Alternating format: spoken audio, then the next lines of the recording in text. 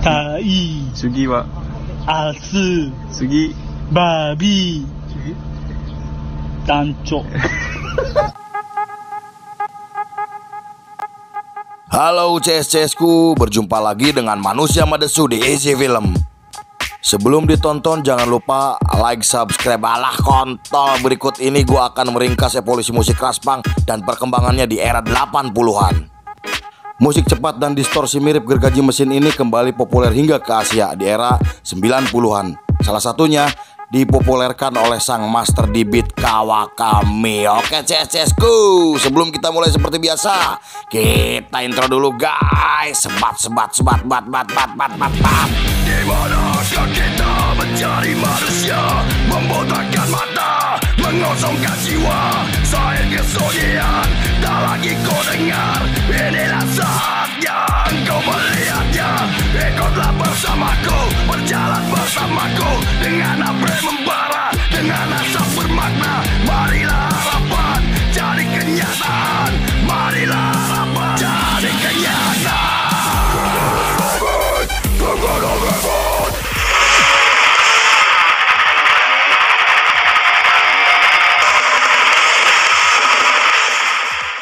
Scene dibuka oleh musik di beat yang mulanya berasal dari lagu band Buzzcock berjudul You Cheer Me Up.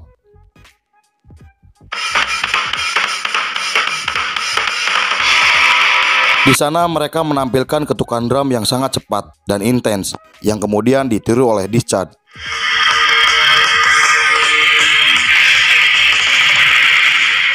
Discharge dibentuk pada tahun 1977 di Stoke-on-Trent, Inggris. Mereka awalnya memainkan variasi dasar punk rock yang terinspirasi dari Sex Pistols dan The Clash. Pada tahun 1979, Discharge lalu mengubah susunan pemainnya dan memulai mengembangkan gaya baru mereka yang lebih agresif. Lalu pada saat Tiz Robert, sang gitaris sekaligus pentolan Discharge, mengembangkan karakteristik ketukan drum, kemudian jenis itu dinamakan D-beat. Robert mengatakan kalau ia ingin diingat karena ia datang dengan D-beat dan bisa menginspirasi semua band discore yang hebat di seluruh dunia. Inspirasi Discharge dengan gaya musiknya telah membuatnya disebut sebagai band discord. Ketukannya mirip dengan tulang punggung perkusi dasar dari lagu-lagu Motorhead.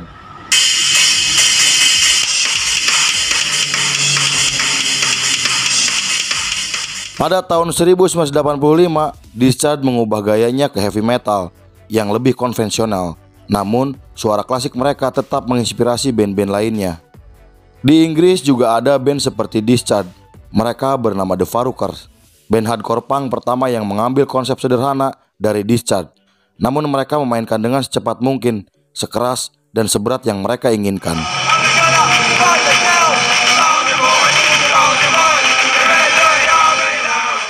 Dalam kebangkitan Discharge, banyak band discore atau D-beat bermunculan di seluruh dunia. Meskipun gaya ini pertama kalinya muncul di Inggris, kemudian gaya musik itu menjadi inspirasi bagi seluruh kelompok skena punk di Swedia. Di Swedia, D-beat awalnya dikenal sebagai boot punk. Band pertama yang mengenalkan D-beat di Swedia adalah Rude Kids dengan lagunya yang berjudul Marky. Lagu itu juga menjadi lagu D-beat pertama di Swedia yang direkam pada tahun 1979.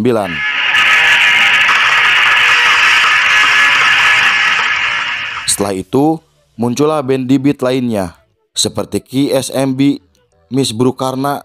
Namun dari semua band yang muncul, Anti-Semitic yang menonjol karena IP mereka yang berjudul Raped Us digambarkan sebagai musik paling kasar dan paling kejam yang pernah ada.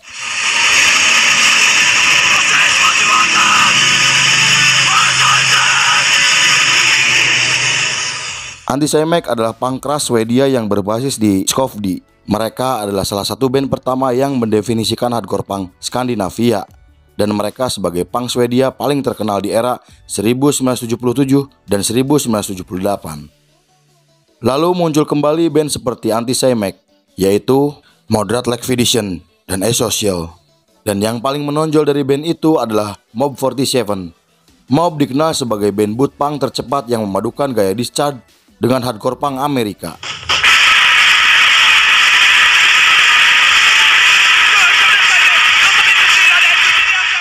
Setelah itu, muncul band Crude SS dengan musik yang bergerak dari lambat dan bergeser ke cepat, serta agresi vokal yang menunjukkan kasar dengan kemarahan yang vulgar, seperti di lagu mereka yang paling ikonik berjudul Who Survive.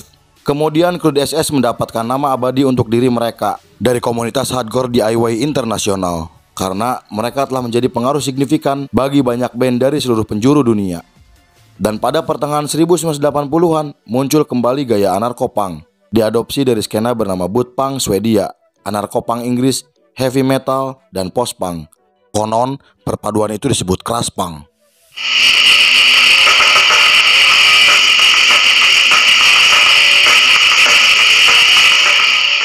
Istilah crash diawali dari album Hellbastard berjudul Reaper Crash. Reaper Crash secara luas dianggap sebagai pertama kali kata crash digunakan dalam konteks punk dan merupakan titik awal yang spesifik dari seluruh genre crashcore. Band punk disorder seperti Kyosuke, Amebix, dan Antiseth sudah ada beberapa tahun sebelum genre crash punk muncul. Namun Amebix dan Antiseth sering dianggap sebagai pencetus crash punk. Selain itu ada band seperti Doom, Excrement of War, Electro Hippies, dan Extreme Noise Terror yang juga masuk di antara band pertama yang memiliki suara seperti crash.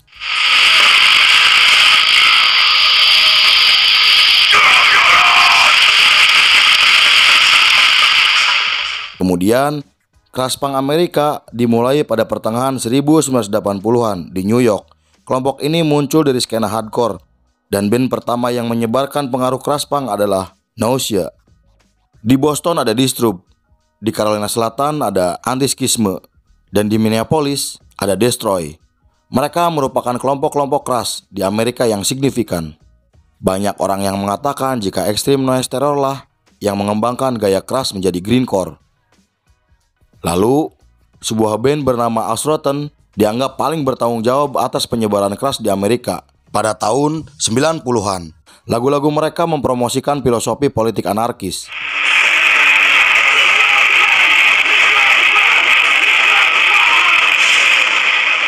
Crash punk kemudian sangat berkembang pesat di Minneapolis, yang kebanyakan dirilis oleh label Profen yang menerima band-band cadas pada waktu itu.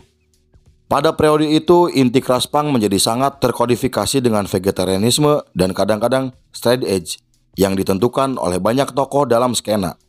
Crash juga menonjol di Amerika Selatan, di mana Pink Records dan Crime Inc. bertindak sebagai titik fokus gerakan musik.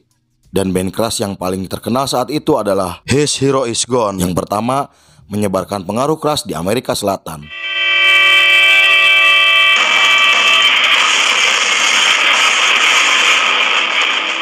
Kemudian banyak band Swedia di tahun 1990-an yang mulai memainkan kombinasi di beat dengan crash punk, seperti band Totalitar, Skid System, Wolfbride. Meskipun gerakan mereka saat itu telah dibelah erat dengan perkembangan death metal yang mulai mendominasi musik cadas, namun mereka tetap menjadi band di beat yang paling dikenal.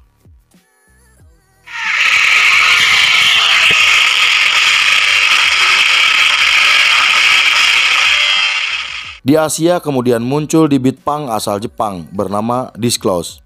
Band itu dibentuk pada tahun 1990-an oleh Hideki Kawakami atau yang kita kenal sebagai Kawakami. Kawakami adalah seseorang yang sangat menyukai band yang menjadi ikon di beat punk di Inggris bernama Discharge. Kawakami membuat band Disclose karena ia terinspirasi dari Discharge. Dari musik mereka dan aksi panggungnya, Kawakami mengadopsi Discharge, namun tidak untuk penampilannya. Style Kawakami terlihat lebih brutal dan sangar. Dan menurut Kawakami, saat ia melihat skena punk di Inggris, band-band di beat punk penampilannya tergolong hampir sama seperti band-band punk rock lainnya.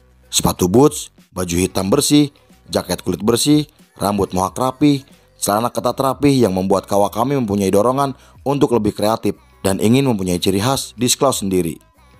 Ia pun mengubah penampilannya dengan rambut gondrong, celana ketat lusuh, dan sobek-sobek. Emblem di mana-mana, jaket lusuh, kaos lusuh, gesper peluru atau spek dan sepatu bot lusuh. Kemudian penampilan mereka yang terlihat brutal membuat Disclose menjadi cepat dikenal karena penampilan mereka sangat berbeda.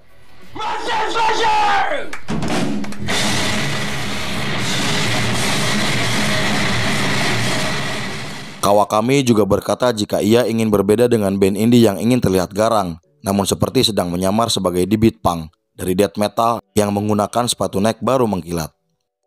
Kemudian Kawakami dan Disclose dianggap band pertama yang membawa musik punk sebagai musik yang dikenal cadas, kasar dan keras masuk untuk tampil di bar-bar di Jepang.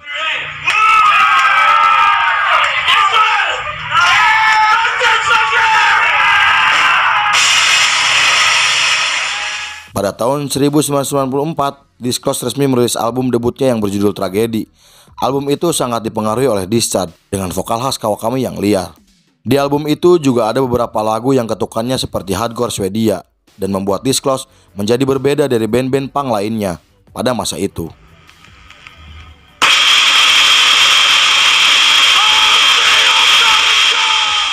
Lalu pada tahun 1999, Disclose membuat EP album berjudul Nightmare or Reality. EP itu adalah tanggapan lagu untuk album Why milik Discharge.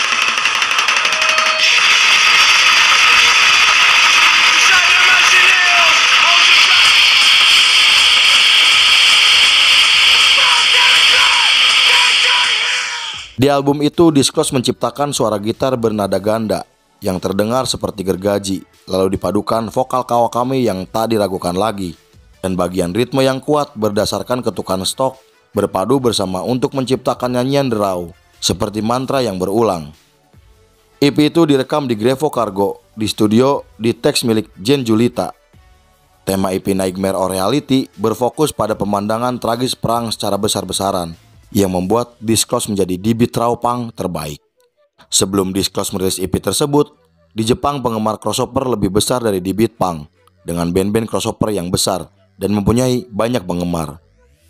Dan setelah Disclose merilis album tersebut, album itu memicu minat penggemar musik cadas yang lebih luas kepada di beat.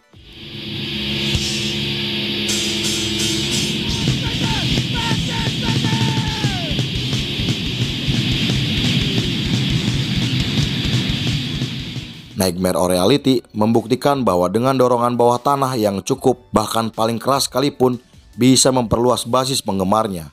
Kemudian pada tahun 2004, Disclose merilis album kembali berjudul Yesterday, Fairy Tale Tomorrow Nightmare.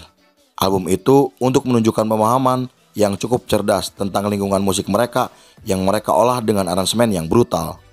Di album itu mereka juga menunjukkan bagaimana Disclose lebih bersedia untuk menantang diri mereka ke dalam musik dan perkembangannya yang lebih keras dan lebih tajam. 9 lagu yang keluar dari album itu menampilkan keterampilan sempurna Disclose dari ciri khas mereka.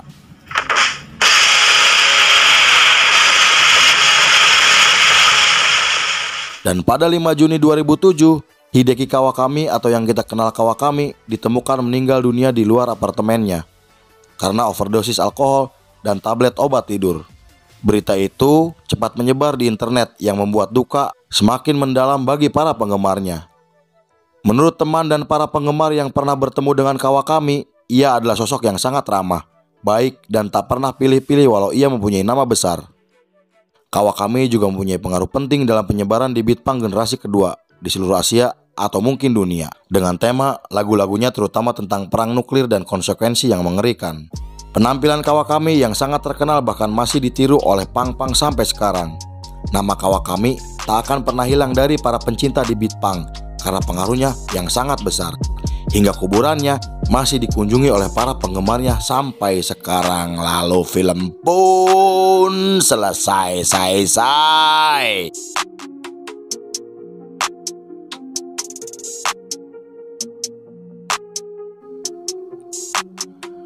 Musik sejauh ini beriringan dari zaman ke zaman, digunakan sebagai media protes, tempat bersenang-senang, mengungkapkan kebebasan, dan mereka hadir selalu dari rasa dan dari kegelisahan yang sama. Bye, tukang cuangki. Oke, CS go. Terima kasih sudah menyaksikan film ini hingga selesai.